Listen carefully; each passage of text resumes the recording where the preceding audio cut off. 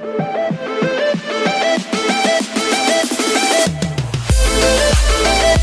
दोस्तों, आप सबका स्वागत है एआरपी इन्फॉर्मेशन चैनल पर। आज हम सीखेंगे कि सैलरी का टीडीएस रिटर्न किस प्रकार फाइल किया जाता है।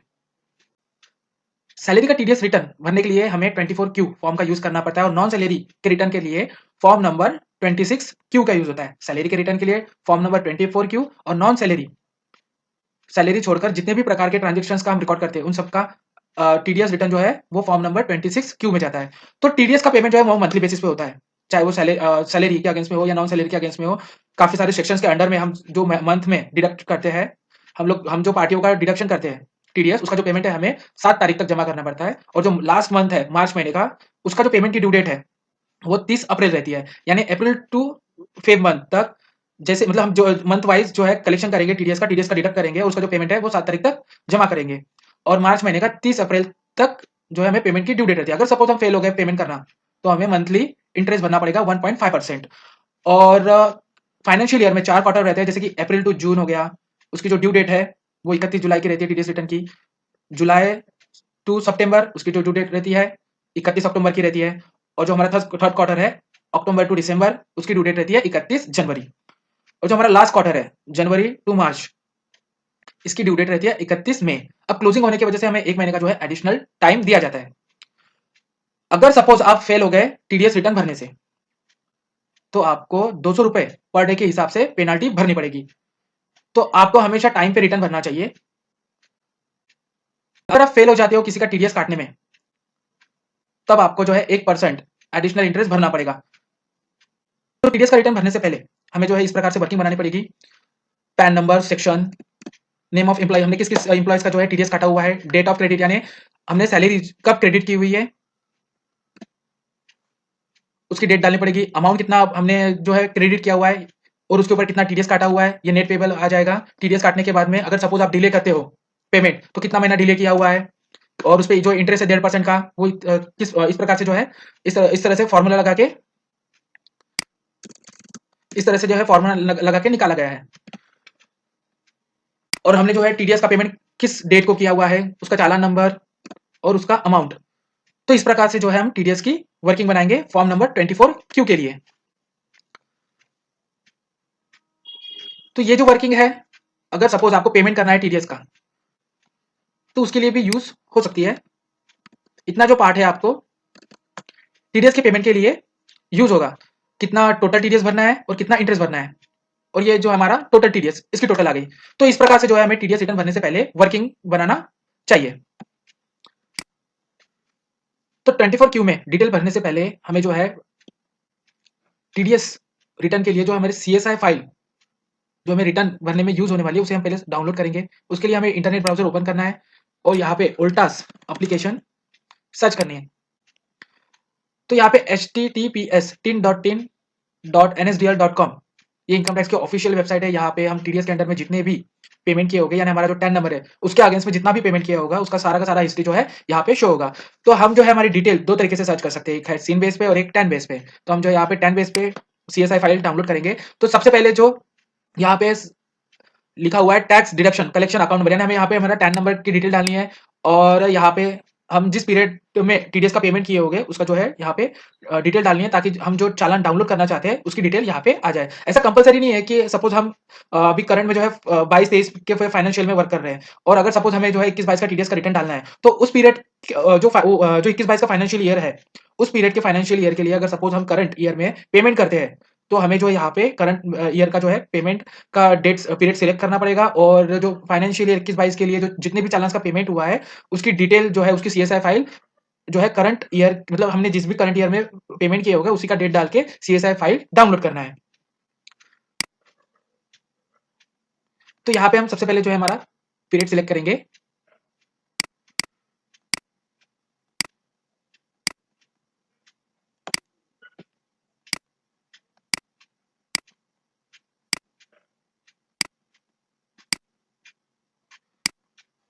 और उसके बाद में ये टैक्स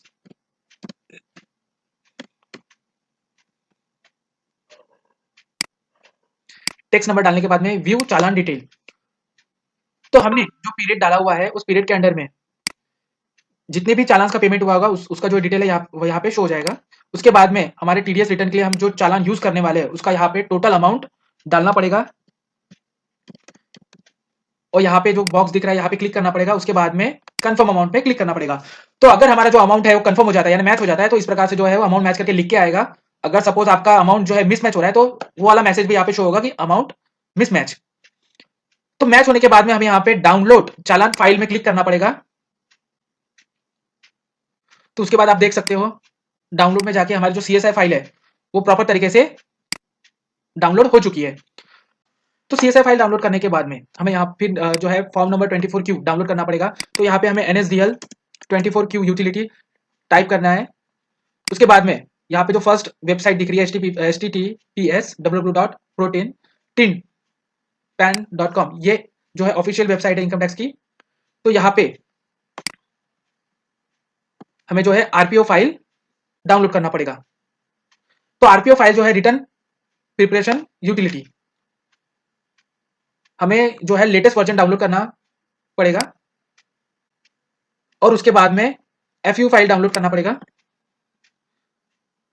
तो फाइल वैलिडेशन यूटिलिटी यहां पे हम क्लिक करेंगे।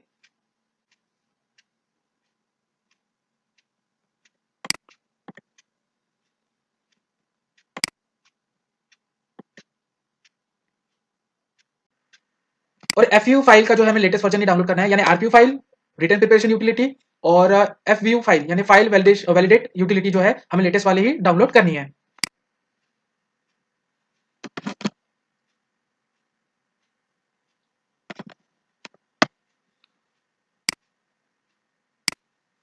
तो हमारी आरपीओ फाइल और एफयू फाइल यहाँ पे डाउनलोड हो रही है। एफयू फाइल तो डाउनलोड हो चुकी है, आरपीओ फाइल जो है हमारी डाउनलोड हो रही है। हमें जो टीडीएस रिटर्न बनाने से पहले मतलब जो फाइल हम 24Q की डाउनलोड करते हैं आरपीओ फाइल तो हमें जो है लेटेस्ट वर्जन ही डाउनलोड करना चाहिए।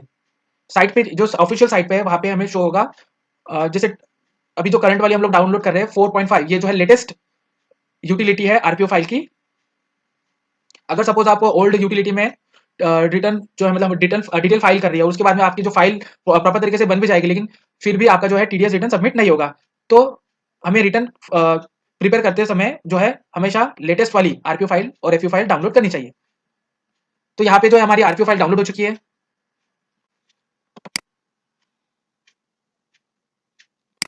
तो आरपीओ फाइल को हमें एक्सट्रैक्ट करना पड़ेगा।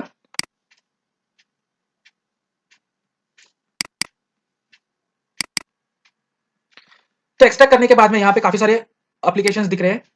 यहाँ पे हमें आरपीओ फाइल की एप्लीकेशन ढूंढना है। तो TDS_RPO.4.5 इस पे हम क्लिक करेंगे। तो ओपन करने के बाद में यहाँ पे इस तरह से मैसेज शो होगा, हमें वहां पे ओके करना है।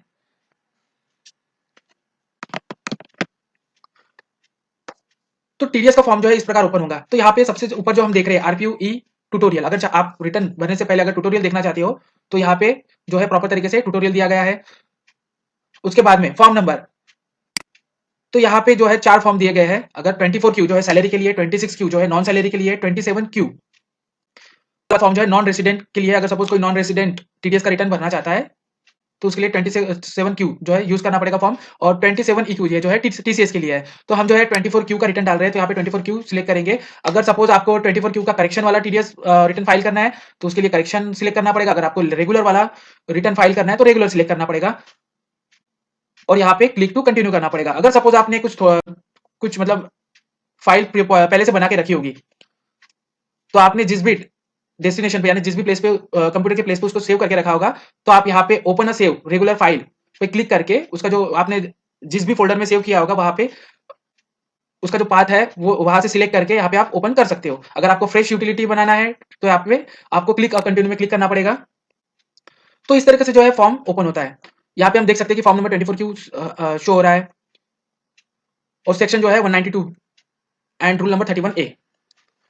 तो उसके बाद में यहाँ पे पर्टिकुलर ऑफ स्टेटमेंट जो हमारा पहला, यहाँ पे हमें 4 डिटेल डालनी है, एक फॉर्म की डिटेल डालनी है, एक चालान की डिटेल डालनी है, एक एनेक्चर भरना है और या अगर सपोज आपको कुछ पैन नंबर वगैरह वैलिडेट करना है तो अदर सर्विस ऑफ टीम ये वाले ऑप्शन में आप जो है जा सकते हो। यहाँ पे जैसे पे tax online, online pan verification, apply pan, tax calculator, तो इस तरीके से जो है एप्लीकेशन यहाँ पे आ रही है, आप इसका यूज कर सकते हो। तो हमें फॉर्म नंबर में हमारा जो टैन नंबर है उसकी डिटेल डालनी पड़ेगी।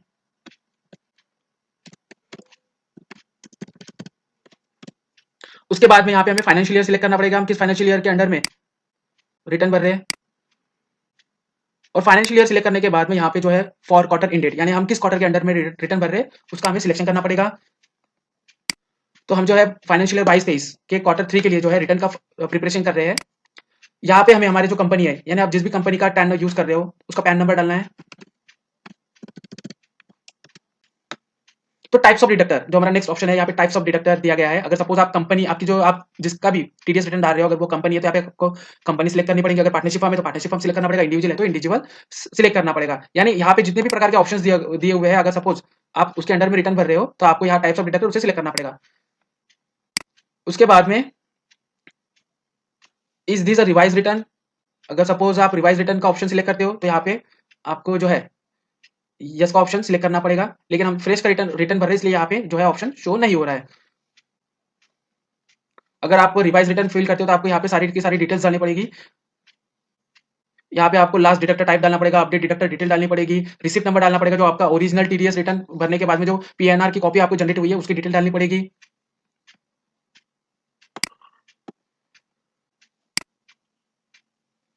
यहाँ पे आपको आपके कंपनी की डिटेल डालनी पड़ेगी,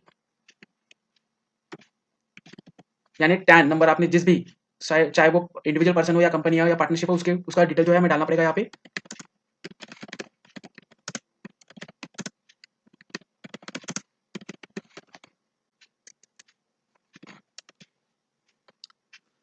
यहाँ पे ब्रांच का नाम डालना है। उसके बाद में यहाँ पे आपका जो कंपनी का एड्रेस है वो डालना है।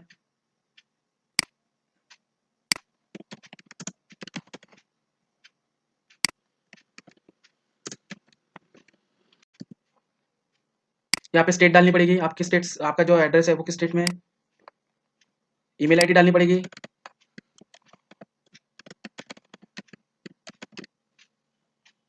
अगर आप अल्टरनेट ईमेल आईडी डालना चाहते हो तो वो भी डाल सकते हो। अगर सपोज आपने इसके पहले जो है रिटर्न फाइल किया होगा, अगर उसमें अलग डेट जो है एड्रेस होगा, अगर आप जो करंट में जो भर रहे हो अगर उसमें कुछ अलग एड्रेस होगा तो यहाँ पे हमें यस करना है। अदरवाइज अगर आपका एड्रेस चेंज नहीं होता है या जो लास्ट रिटर्न में जो आपने एड्रेस भरे थे और जो करंट एड्रेस मतलब करंट वाला जो रिटर्न हम प्रिपरेशन कर रहे हैं उसमें जो एड्रेस डाल रहे हैं अगर दोनों मैच होता है तो उसके लिए हमें यस नो करना पड़ेगा कि हमारा जो एड्रेस है वो चेंज नहीं हुआ है। तो यहाँ पे हमें जो है हम जीएसटी हमारा जो जीएसटी नंबर है वो उसका डिटेल भी डाल सकते हैं।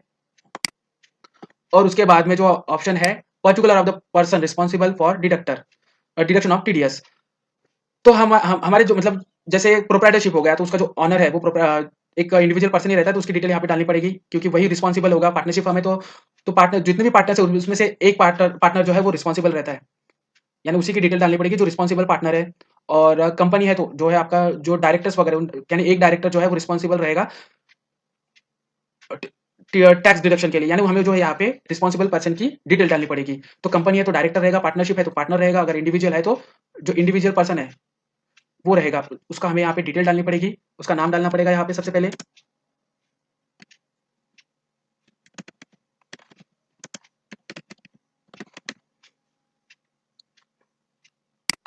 उसके बाद में डेजिग्नेशन,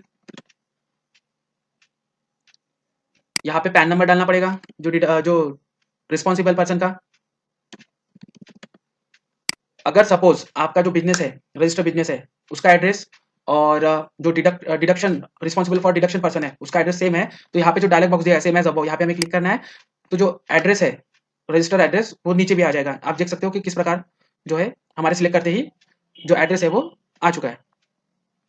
अगर सपोज फ्रेश एड्रेस है तो हमें यहाँ पे फ्रेश एड्रेस सिलेक्ट करना पड़ेगा। उसके बाद में हमें यहाँ पे जो है ईमेल आईडी डालना है।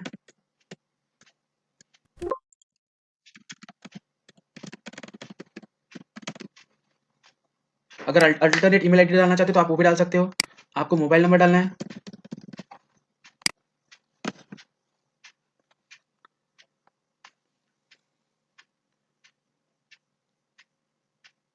और यहाँ पे जो है has address change since last return, अगर सपोज आप जो लास्ट रिटर्न का जो एड्रेस है और जो करंट ईयर का एड्रेस है अगर उसमें आप चेंजेस करते हो तो आपको यहाँ पे यस करना है, अदरवाइज नो करना है। और उसके बाद में इसके पहले अगर सपोज आपने टीडीएस का रिटर्न भरे होगे तो आपको यहाँ पे यस करना है और जो रिसिप्ट नंबर है वो यहाँ पे फिल करनी है। अगर सपोज आपने नहीं किए होगे तो यहाँ पे आपको नो करना है।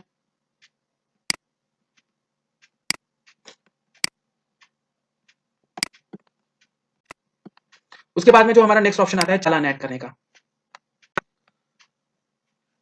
तो यहाँ पे हमें सब जो है ऐड रो करना पड़ेगा। हमें यहाँ पे कितने जो है चालान ऐड करना है, जैसे कि हमें एक करना है तो हम यहाँ पे एक सिलेक्ट करेंगे। उसके बाद में तो हमारे चालान के ऊपर जितना टीडीएस का अमाउंट है यहाँ पे हमें लिखना पड़ेगा।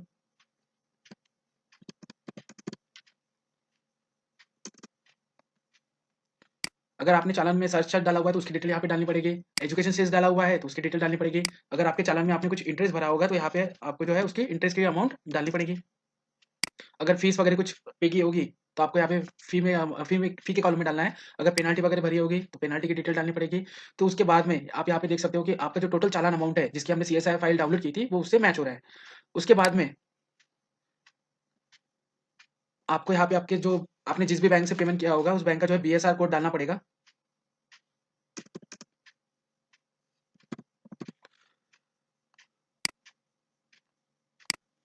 तो बीएसआर कोड डालने के बाद में हमें जिस तारीख को पेमेंट किए हुए वो वाली डेट डालनी पड़ेगी यहाँ पे।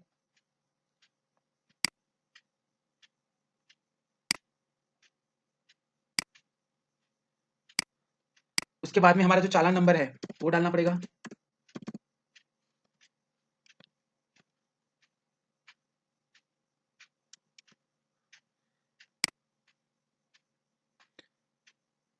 और आपने जो टीडीएस का पेमेंट है 200 या 400 के अगेंस्ट में किया होगा तो उसकी डिटेल उसका जो है हमें सिलेक्ट करना पड़ेगा। अगर suppose TDS payable by tax payer आपने जो है 200 के अगेंस्ट में पेमेंट किया होगा, यानी जो हम रेगुलर जो टीडीएस का पेमेंट करते हैं अगर आपने वो सिलेक्ट किया होगा तो आपको यहाँ पे वो वाला सिलेक्ट करना है। अगर सपोज आपने टीडीएस के असेसमेंट के अंडर में अगर सपोज आपकी टीडीएस की कोई केस वगैरह चालू होगा अगर उसके अगेंस्ट में आपने पेमेंट किया होगा तो आपको जो है 400 सिलेक्ट करना पड़ेगा। आपके चालान में जो 400 ही सिलेक्ट किया होगा अगर सपोज आपने असेसमेंट का जो है पेमेंट किया होगा तो। नहीं तो हमें जो है वो हमें 200 ही सिलेक्ट करना है क्योंकि हमने जो है टीडीएस पेबल के अगेंस्ट में पेमेंट किए हुए हैं। तो बस इतनी ही नॉर्मल सी डिटेल डालनी है। इसके बाद इतनी नॉर्मल डिटेल ही डालनी है हमें चालान में, ये जितने भी है फिर ये सब एडिशनल डिटेल है।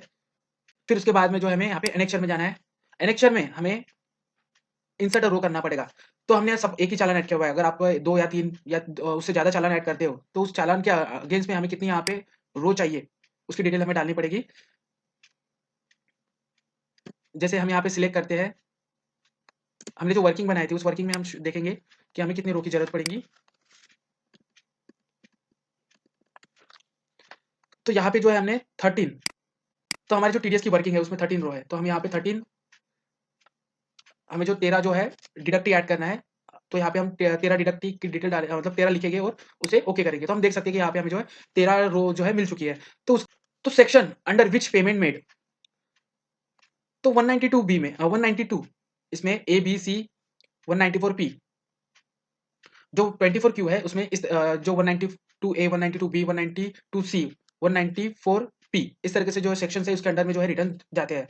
तो हम जो है यहाँ पे 192 बी के अगेंस्ट में जो है टीडीएस का रिटर्न भर रहे हैं तो हम यहाँ पे वही सिलेक्ट करेंगे। हमारी जो सारी की सारी जो रो है हम वहाँ पे 192 बी डालेंगे। उसके बाद में आपने जिस भी एम्प्लॉइज का जो है टीडीएस काटे हैं उसका जो है यहाँ पे पैन नंबर हमें लिखना पड़ेगा।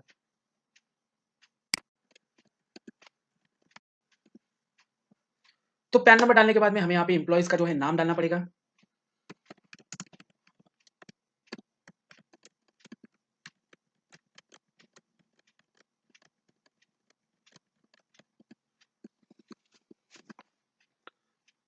फिर हमें यहाँ पे डेट ऑफ पेमेंट क्रेडिट डालनी है कि हमने टीडीएस के अंडर में किस मतलब किस तारीख को जो है पेमेंट किया हुआ है। तो इस प्रकार जो है हम यहाँ पे डेट ऑफ पेमेंट और डेट ऑफ क्रेडिट डालेंगे। उसके बाद में अमाउंट पेड अमाउंट क्रेडिट वो वाला फिल करेंगे। यानी अमाउंट पेड और क्रेडिट यानी जितने भी महीने की सैलरी होगी, यानी हम जितना सैलरी पे करते हैं जिस पे हमने टीडीएस काटा है उसकी जो है हमें यहाँ पे डिटेल डालनी पड़ेगी। और अगर सर्च चार्ज की डिटेल डाली होगी आपने तो सर्च चार्ज में यहाँ पे डालना पड़ेगा। एजुकेशन सेस की डिटेल है तो एजुकेशन सेस की डिटेल डालनी पड़ेगी। अगर नहीं है तो यहाँ पे हमें जो है 0 लिख के आगे बढ़ना पड़ेगा।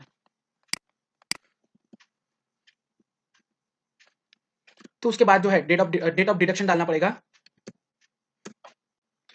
आपने जिस भी तारीख को टीडीएस काटा होगा उसका जो है डेट ऑफ डिडक्शन हमें यहाँ पे डालना पड़ेगा।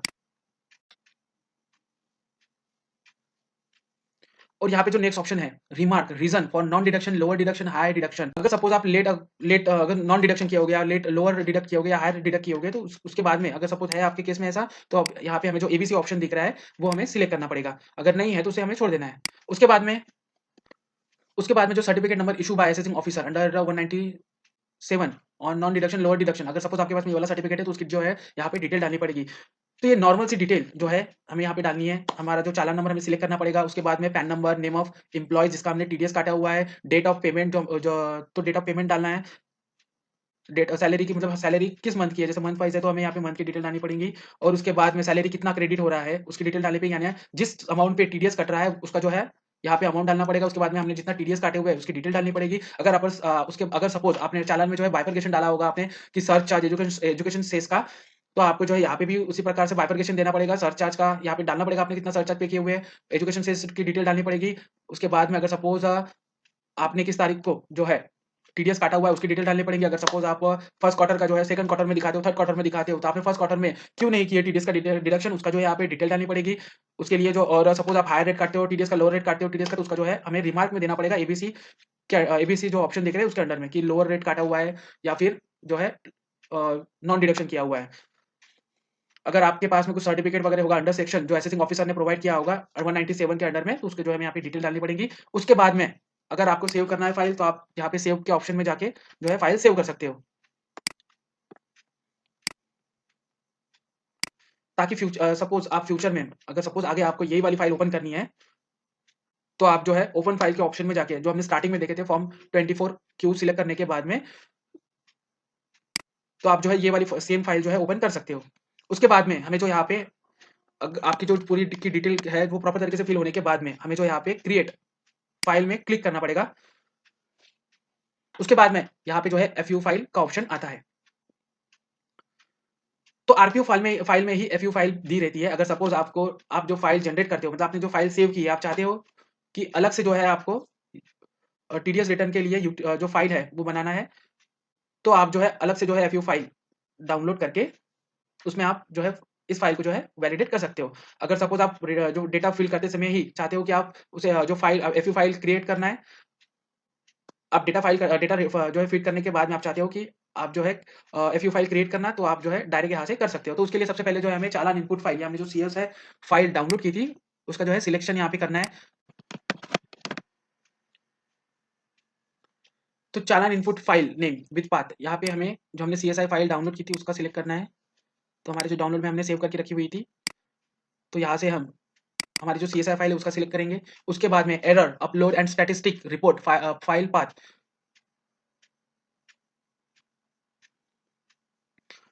तो अगर सपोज यहाँ पे हमें एक फोल्डर बनाना पड़ेगा, जैसे हम डेस्कटॉप पे एक फोल्डर बना लेते हैं। अगर सपोज हमारी जो ये फाइल है प्रॉपर तरीके से हमने डेटा फिल किया होगा तो एफयू फाइल जो है हम जो फोल्डर जो सिलेक्ट करेंगे उस फोल्डर में जो है वो जो हमारी एफयू फाइल है वो क्रिएट हो जाएगी। अगर सपोज फाइल में हमने जो डेटा फिल किया होगा उसमें कुछ प्रॉब्लम वगैरह आती है तो उसका जो एरर का मैसेज जो है वो भी उसी फोल्डर में शो होगा। तो यहाँ पे हमें वही वाला फोल्डर शो करना है जिसमें हमें जो है रिपोर्ट आनी चाहिए। अगर एफयू फाइल बनती है तो वो फाइल भी वहाँ पे दिखनी चाहिए, और अगर सपोज कुछ एरर होता है अगर उसका मैसेज वगैरह जो भी हमें उसी फाइल में शो होनी चाहिए। तो यहाँ पे जो है हमें वैलिडेट करना पड़ेगा, वैलिडेट का ऑप्शन। तो यहाँ पे हम देख सकते हो कि हमारी जो फाइल है वो सक्सेसफुली क्रिएट हो चुकी है।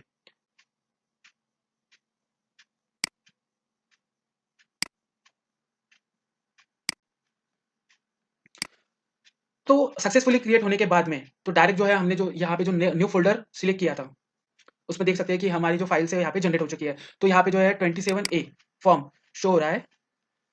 ये हमें जनरेट होने के बाद में चेक करना चाहिए कि हमने जो फिल की थी डिटेल्स वो प्रॉपर तरीके से है या नहीं। तो यहाँ पे आप देख सकते हो कि फॉर्म नंबर हमारा जो टैन नंबर आया या टैन नंबर शो हो रहा है, हमने जो पैन नंबर डाला था वो शो हो रहा है, फॉर्म नंबर शो हो रहा है, फाइनेंशियल ईयर क्वार्टर जो क्वार्टर का पीरियड है वो शो हो रहा है, हमने जो डिटेल्स डाली थी प्रॉपर तरीके से वो मैच हो गई है। तो अब जो है हमारा नेक्स्ट प्रोसेस जो है वो हमें टीडीएस का रिटर्न सबमिट करना है। तो उसके लिए जो हमारी एफयू फाइल है, यानी ये जो दिख रही है हमें एफयू फाइल, इसको जो है हमें पहले जिप में जो है कन्वर्ट करना पड़ेगा। एड जिप, जिप फाइल में कन्वर्ट करना पड़ेगा इसे। तो जिप फाइल में कन्वर्ट करने के बाद में हमें जो है हमारा इंटरनेट ब्राउजर ओपन करना है। तो इनकम टैक्स की साइट पे जहाँ पे हमारा जो टैन नंबर रजिस्टर है उस पे हमें क्लिक करना पड़ेगा।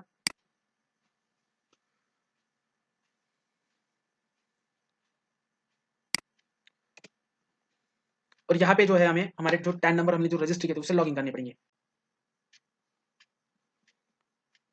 उसके बाद में हमें यहाँ पे जो है हमारा form 24Q TDS deduction of tax at sources, यहाँ पे हम देख सकते हैं कि quarterly TDS TCS return 24Q 26Q 27Q 27EQ यहाँ पे दिया गया है। उसे हमें फाइल नाउ पे सिलेक्ट करना पड़ेगा। उसके बाद में लेट्स गेट स्टार्ट में क्लिक करना पड़ेगा। तो यहाँ पे जो है हम फॉर्म नंबर 24Q सिलेक्ट करेंगे क्योंकि हम उसी का रिटर्न डाल रहे हैं। यहाँ पे फाइनेंशियल ईयर का सिलेक्शन करना पड़ेगा और उसके बाद में यहाँ पे जो है हम क्वार्टर सिलेक्ट करेंगे कि हम किस क्वार्टर के अंडर में जो है रिटर्न भर रहे हैं। और उसके बाद में अगर सपोज आप रेगुलर वाला रिटर्न भर रहे हो तो यहाँ पे रेगुलर सिलेक्ट करना पड़ेगा। अगर करेक्शन वाला फाइल कर रहे हो तो करेक्शन सिलेक्ट करना पड़ेगा। तो हम जो है रेगुलर वाला फाइल कर रहे हैं। उसके बाद में यहाँ पे हमें जो एफयू फाइल है वो सिलेक्ट करना पड़ेगा। हमने जो न्यू फोल्डर में सेव की थी हमारी एफयू फाइल उसे हमें सिलेक्ट करना है। तो यहाँ पे आप देख सकते हो कि प्रॉपर तरीके से जो हमारा फाइल हो चुका है। उसके बाद में प्रोसीड टू वेरीफाई में क्लिक करना पड़ेगा और जो है डीएससी या फिर आप आधार ओटीपी से भी आपका जो है टीडीएस रिटर्न सबमिट कर सकते हो। तो इस प्रकार से जो है एक नॉर्मल मैंने आपको डिटेल्स बताई कि आपको किस प्रकार जो है टीडीएस का रिटर्न फिल करना है। तो अगर आप सीए हो या फिर एक नॉर्मल अकाउंटेंट हो और या फिर आप बिजनेसमैन हो, अगर सपोज आपको इस तरीके से जो है टीडीएस का वर्किंग और टीडीएस का रिटर्न फाइल का नॉलेज हो तो आप खुद ही जो है टीडीएस की रिटर्न डाल सकते होगी। अगर आपको जो है मेरा वीडियो अच्छा लगा होगा तो प्लीज कमेंट करना, लाइक करना और प्लीज चैनल को सब्सक्राइब करना ताकि मैं और भी इंटरेस्टिंग जो है अच्छे अच्छे वीडियो बनाता रहूं। तो प्लीज चैनल को सब्सक्राइब करना।